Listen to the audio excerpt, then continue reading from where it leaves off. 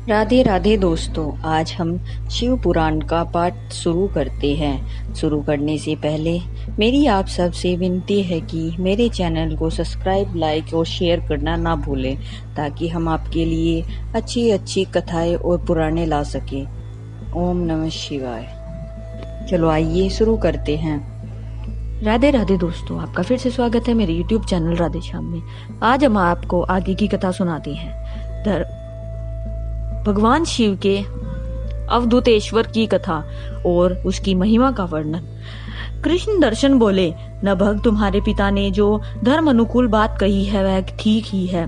तुमने भी साधु स्वभाव के कारण सत्य ही कहा है, इसलिए मैं तुम पर बहुत प्रसन्न हूँ और कृपया पूर्वक तुम्हें सनातन ब्रह्म तत्व का ज्ञान प्रदान करता हूँ।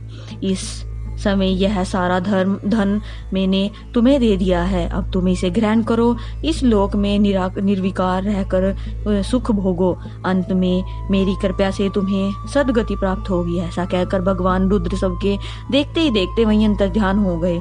सब साथ ही श्रद्धा देव भी अपने पुत्र नभग के साथ अपने स्थान को लौट आए। इस लोक में विपुल भोगों का उपभोग करके अंत में भगवान शिव के धाम में चले गए। ब्राह्मण, इस प्रकार तुमसे मैंने भगवान शिव के कृष्ण दर्शन नामक अवतार के वर्णन किया है। जो इस आख्यान को पढ़ता और सुनता है उसे संपूर्ण मनोवांछित के फल की प्राप्ति होती है।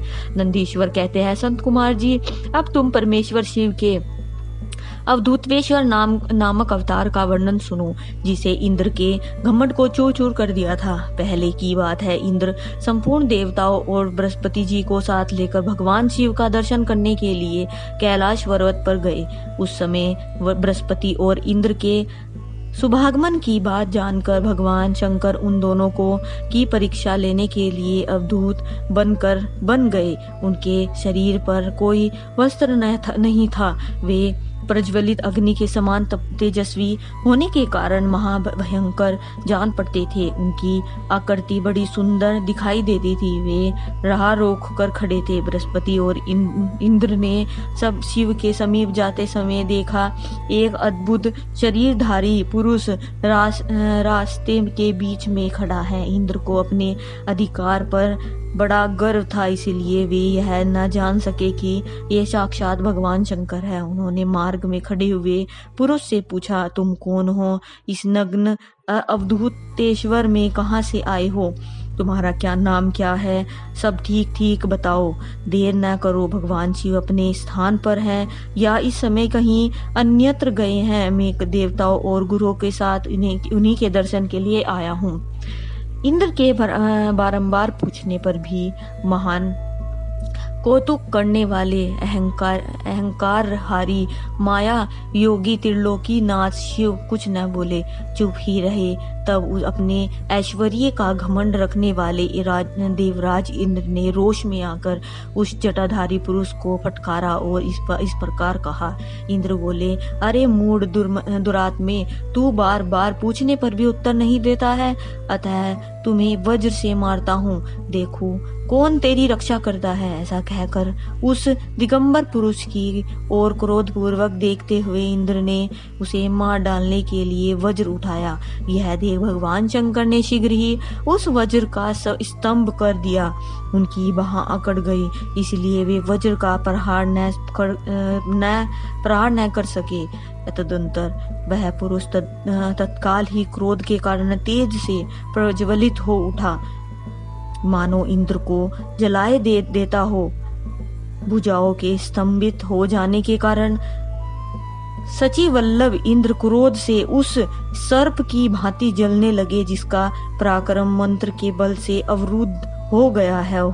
बृहस्पति जी ने उस पुरुष को अपनी तेज से प्रज्वलित होता देख तत्काल ही यह समझ लिया कि ये साक्षात भगवान हर हैं। फिर तो वे हाथ जोड़कर प्रणाम करके उनकी स्तुति करने लगे। स्तुति के पश्चात उन्होंने इंद्र को उनके चरणों में चरणों में गिरा हुआ दिया और कहा, दीननाथ महादेव, यह इंद्र आपके चरणों में पड़ा है और और इसका और मेरा उद्धार करे। हम दोनों पर क्रोध नहीं, प्रेम करे। महादेव, शरणागत इंद्र की रक्षा कीजिए। आपके ललाट से प्रकट हुई यह आग इन्हें जलाने के लिए आ रही है। बृहस्पति जी की यह बात सुनकर अवधूत वेशधारी करुणा सिंधु शिव ने हंसते हुए कहा, अपने नेत्र से रोष वश बाहर निकली हुई अग्नि को मैं पुनः कैसे धारण कर सकता हूँ? क्या सर्प अपनी छोड़ी हुई केचुली को फिर से ग्रहण करता है? बृहस्पति जी बोले, भक्त सदा ही कृपा के पात्र होते हैं। आप अपने भक्त वत्सल्य नाम को चरितीर्थ कीजिए और इस भयंकर तेज को कहीं अन्यत्र डाल दीजिए। रुद्र ने कहा, देव गुरु, मैं तुम पर प्रसन्न हूँ, इसलिए उत्तम वर देता हूँ।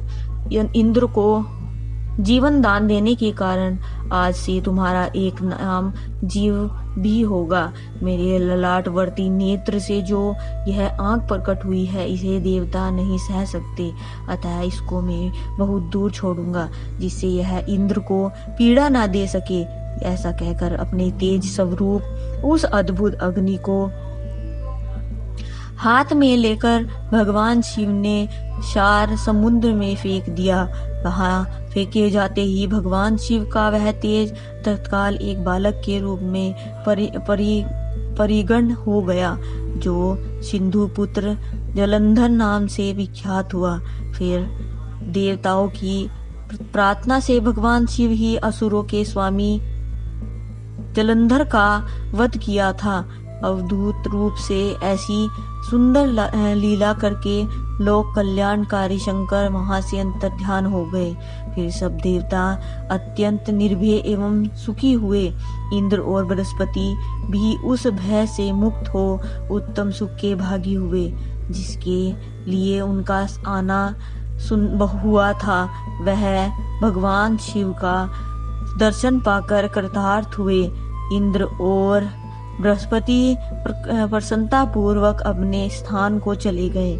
संत कुमार, इस प्रकार मैंने तुमसे परमेश्वर शिव के अवधूतेश्वर नामक अवतार का वर्णन किया है, जो दुष्टों को दंड एवं भक्तों को परम आनंद प्रदान करने वाला है। यह दिव्य आख्यान पाप का निवारण करके यश, स्वर्ग, भोग, मोक्ष तथा संपूर्ण मनोवांछित फल की प्राप्ति कराने वाला है। जो प्रतिदिन एकाग्रचित हो ऐसे इसे सुनता और सुनाता है, वह इहलोक में संपूर्ण सुखों का उपभोग करके अंत में शिव की गति को प्राप्त होता है। आज की कथा हम यही समाप्त करते हैं। आगे की कथा आपको कल सुनाएंगे। ओम नमः शिवाय। हर हर महादेव। अगर आपको मेरी वीडियो अच्छी लगी तो बेल आइकन दबाना ना भूलें, ताकि आपको मेरे आने वाली वीडियोस का नोटिफिकेशन मिलता रहे। धन्यवाद। ओम नमः शिवाय।